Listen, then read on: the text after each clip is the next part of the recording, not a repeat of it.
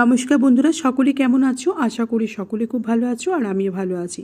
আজ আমি তোমাদের সঙ্গে মিক্সড ডালের একটা দারুণ রেসিপি শেয়ার করতে এলাম। তো চলো রেসিপিটা একবার দেখে নেওয়া যাক। মিক্সড ডালটা রান্না করার জন্য প্রথমে আমি ডালটাকে প্রেসারে সেদ্ধ করে নিয়েছি। এরপর এর মধ্যে আমি নুন, হলুদ, সামান্য একটু মিষ্টি দিয়ে ডালটাকে একটু ফুটিয়ে নিয়েছি।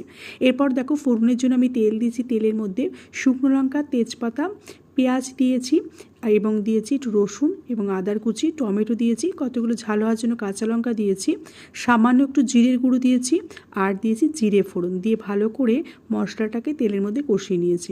এরপর যে ডালটা সেদ্ধ করে রেখেছিলাম এটা এর মধ্যে ঢেলে দিয়েছি। কিছুক্ষণ ফুটিয়ে নেওয়ার পর আমি নামিয়ে নিয়েছি। একটু ঘন ঘন করে করেছি। এটা রুটির সঙ্গে, পরোটার সঙ্গে খেতে অসাধারণ লাগে। আমি ভাতের সঙ্গে খেয়েছি, সেটাও কিন্তু দারুণ লেগেছে। তো এই ছিল আজকের রেসিপি। আর দেখো ডালটা যখন হয়ে গেছে আমি গরম মশলা আর ঘি দিয়ে নামিয়ে নিয়েছি। ভীষণ ভালো খেতে হয়েছে। আশা করি তোমাদেরও ভীষণ ভালো লাগবে এবং নিশ্চয়ই তোমরা এই রেসিপিটা একবার ট্রাই